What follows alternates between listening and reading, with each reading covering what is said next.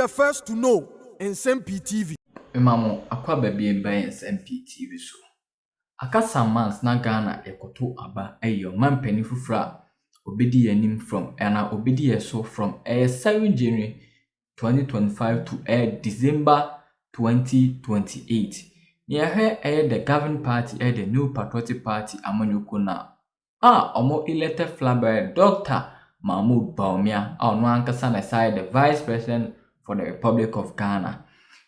Any running mate Nsem na abetodwa edi mebre na abetodwa mu baako Dr. Bawumia ebetimi a choose and obe partner no for December general election edi animu na central munso ensem bia eboba ana edin bia eseboba from Dr. Bawumia camp ne campaign manager so ubetimi awini election amana yeya most of the times no I will campaign manager now amamen comes our campaign manager enso county ye pa sibi obetimi ne electorate no adin komo afa neoma NPP amanyoku no ana Dr. Bawumia no eba be president obeboa ade aba Ghana so even kra as vice president kwa no mo odi agu na akwen na no so edi mebre na abetodwa John Buadu former NPP General Secretary edin wo mu bi Daniel Botwey onu so edin wo mu bi Same Awuku onu so edin wo mu bi Kwabna Aje Japan eni panifo mebre na ene according Asare Bediako say sebio edin abeto edwa nyina no anka Dr. Bawumia Daniel Botwey Dambotwa na oye ne campaign manager ene ka no election di enim no one horse race ema Dr. Bawumia Nsem-Pii na odi tudwa se edi abeto nyina om nyina se fata se obi omutimi ye campaign manager ema Dr. Bawumia esa se oso yi baako a ono ye effectively abe ne campaign manager na ene ko ndeko be choose Daniel Botwey ama Dr. Bawumia na per grounds no Dambotwe ene likely se obe Dr. Bawumia ene campaign manager yenko tie go na Asare Bediako nsema odi enkrofo pa agenda set o maimu agenda agenda sebe mu agenda se ka ba so agenda set na aboa pa senka ban Ghana wa hu eya na enkrofo dwene omo personal interest no esen yi on say Dr. Bawumia yi nas ye be yi no in fact before see ye to aba unim say to aba wi 2020 they declare banana ye started to mo per next per kufado successor ana dia kwakugu ye yi Dr. Bawumia before see be yi ni kra na ayi running mate Nsem ayi gidi anya sam ketwa ehura ma fe dia utum say ayju o ma pagya ho for sant for picture na bra na infantile T4 and then the latest one aba any sa picture ya me dey kire wi and no so ahyase gada momentum de den patcho picture ni enipa maako enum ena aba abonten now campaign manager is for campaign manager for Dr. Bawumia enya sam keto ogo no no so nkrofo ahyase je say Dr. Bawumia nya nyira ni mate kura no afedi e abandon running mate no argument na ba ye nkrofo e ma chema huntumi kura etwa asamato no su ni nyina chi na fedi e see the search for a campaign manager amanfo aye on list aye de enam abonten enti nipa num ba eye dawro aba say ya ma obi anso de na dwen ba nipa num na omgo no bi asefata bet se me kwabna meti hei ena me yi campaign manager ama MPP Dangwa Botwey wo ho a na wusan wa ko nipa afro okay nipa numi because ono na djuma be no waye no Ghana politics mo MPP mo a wa fe leader general secretary MP minister ya number 1 djuma na din pan ye de share ni sami regional reorganization and so what in it anya easy so betimi demarcate regions o maimu in recent times nanka wetimi ayi with ease. No, I think say obi say ura makmenu is on the wabre onu anga se ka si bi pa won yi on the wabre kwabra Japan we are the campaign manager and you're bad but I think say be man special operations yeah John Boadu for me is effectively out. At the current time, because we effectively out in the say, where the immediate past general secretary. Yes. It's one more on call contest, no. One more that was see. On to me, oh, it will not be politically wise to say to a person like John Boadu say. It doesn't mean one to me yet. Okay. But we have some special rules. Na kwabna wuku die the man can straight away but also we first we contest as member of parliament it always be my I limited kakra one say there one got a special role to play war a friend say campaign wo hwe mu dia nipa numu da we die e ko rada kwaku botwi ande o rada da kwaku botwi number 1 ake no ano no ka bibias number 1 I feel say you kwass enough so ba ho all operations are no yeah me hu your friend na say o ba I just nipa bi wo ha party ba mi akọ what ba mi akọ e ko okre ye o kasaye da kwaku botwi kasaye no on sa voice no dey ye born baby asa because wait wom yeah so no dey of course I could know what special role will play you know on say near me then say mo ye elimination nyina awie no ne me no ko gina me krum ani nyina ko okre ne akuapno no ba bia beto bia na medium to samia okuo to no abodam botwu ne nyina ye medium ani ne ma me ni gi say mo ye but na godo kan no Sami, you see this election, no, you know, dynamics now election, especially for MPP, no, are very difficult. Oh, yes. MPP a difficult election. Dr. Bawumia, was a difficult election to campaign to prosecute. And to here tried and tested. Onipa bia, edu babia, dia, gono. Edu babia dia. Sami say edu babia dia. Odu babia nkrofo search no. Oh yes. But obia obetimi I control both the youth and then the old. No let me happy obi in line. I just said I'm what you bet me I said. And now only bad bibia want so because you see I know or you outgoing member of parliament for okay constituency. Yes. And it's almost no sir campaign manager no abebo. Nice I mean charge of special let me I also know on the free road to bring. I in the juma. Yeah, in the and now you abandon the set for animate. What shall you do to say engine room over the power? Kuku for power. I don't be answering na ni row. Kwabeje Japan. Kwabna kwaku obeti match 1992. So no mo ko dambaya car be no mo fako. And the neighbor be conscious of fako. Fa mo use be 6 hours as they say. We have 2 hours to get here. Oh there be and the campaign team no. Say done. Botwey lead the campaign team no. Now we beat say Samuel. We beat say Kwabre Japan. Now we beat say Lord Comey. Beat say first say Antoda Bai Fakabo. Any Lord virus. Any virus. Who produce from the same room. Very interesting. Galacticus. Moya modibo acheja akon. Awono na. So watch the most of the policy. And I'm making until the boacheja so don't be bar from the policy point of view. Yes. And so Dr. Bawumia turn the boy association the team ni ya. Or solid team of which we are prosecuting campaign. And then what the baby obi do biano. Enipa be bi man. Yes. Cappuccino match what is saying? Nyamira domuzo to say. Nyamia dom yenso ye ho ye papa. And pay the Daily Dispatch publishes say electoral commissioner started the processes election date. They who say NDC for also issue statement as a nyasa netie na majority anka say omo so epese change election date no. And you see from na anyway di hunko kakra.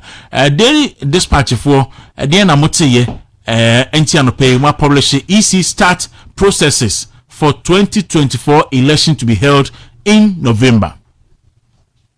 Yo, me that say, and I pay me Guinness Kasa. Or see at the IPAC meeting, majority had committed themselves to say they don't mind if it will be done in November.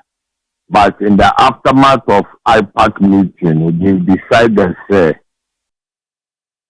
voting in November, when it is adopted, should start in 2028. Nsem-Pii, Mini Jimensa. I've known Jimensa from IEA for the past 20 years. Why say me Kakraba? What are my sciences to be? What's it? When I'm Jimensa Kasan or saying? I see the processes they are starting in terms of agreeing for a November date of vote, you know. They are now projecting it to start in 2028 elections. Okay. Now, if that is the case, their communication say yes, starting process no need be this year. Now, if you hear one will say, I'm meeting now, 1 more year, no. Here you find new online reports. The meeting they had, no, they had not concluded, but majority of members NDC at the meeting opposed it. But majority of people at the IPAC meeting did not mind if it will start this year. Or some month for the IPAC meeting, when decisions are taken, it is the majority view which carries the day. So, Oma is simple, but so can your story now you're telling from online now. Almost a majority did not object to it starting November this year. It's in the story that the LPP had not stated their preference. It is also in the story that the NDC were against it. These are two parties. But majority of those who attended the IPAC meeting did not mind for it to start this year. Uncle Mrs. Kasano. Or see, I'm saying the aftermath of IPAC meeting, the EC, the processes they are starting is that November vote, it should take effect in 2028. What the election said, chi my gun mu ache. Say a bet about November and a bet December no. Making any difference, Anna? Oh, I think that the wisdom behind November, no, in the aftermath of runoff, December 7th, let's say, Obia in 50%. You have to have a runoff within 2-3 weeks so that the government, president, party, president in power, party in power, or the president in it for, they have to hand over all the ministries, the presidency, they have to write their notes and hand over to the incoming party and government. I think that November makes quite a bit of sense.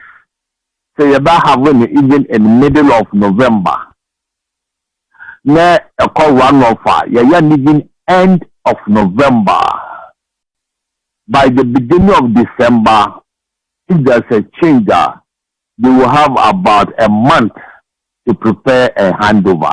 So November, I think that it takes into account the and hassle that happens in the event that there is no first round victory for any party. Now, means I say Electoral Commission decided say obey implementation this year. At the end, the problem is now. Oh, what will say? They themselves, they may not be fully prepared, and they are there to seek the interest of Ghana. They are there to serve the Ghanaian public through the political parties.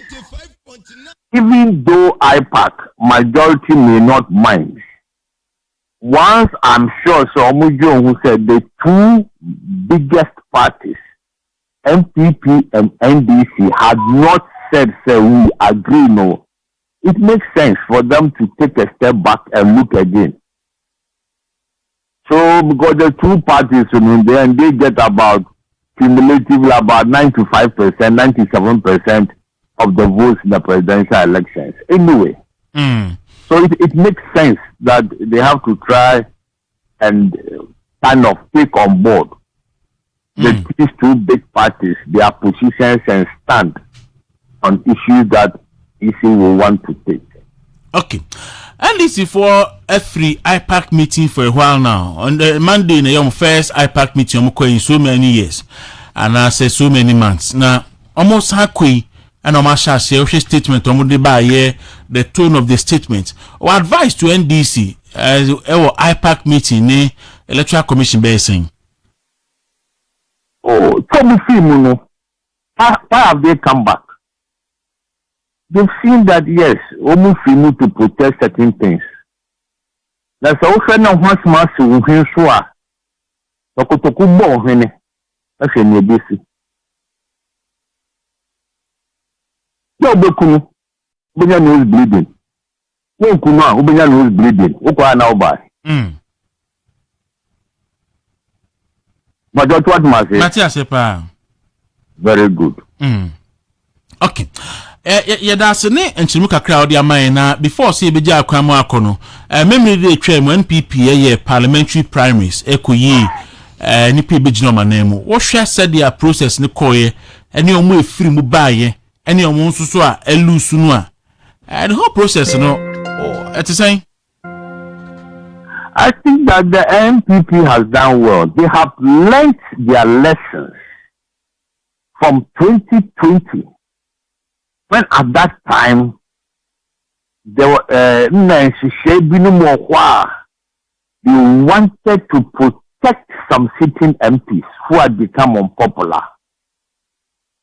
If you total the votes of President Akufo-Addo and you total the votes of the parliamentary candidates, if they will say in Angano, some of the NPP supporters voted for Akufo-Addo and did not vote for the parliamentary candidate because they felt that they were forced on them. That is why NDC won as many as 30 seats, 29, 30 seats in 2020.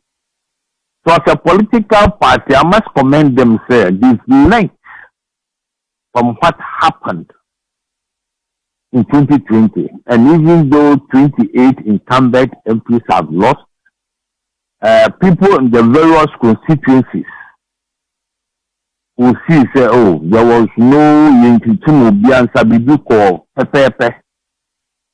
So if the party had made an attempt to protect certain people, then you see 2020 in ABCB. But I must commend the party from learning from their mistake in 2020.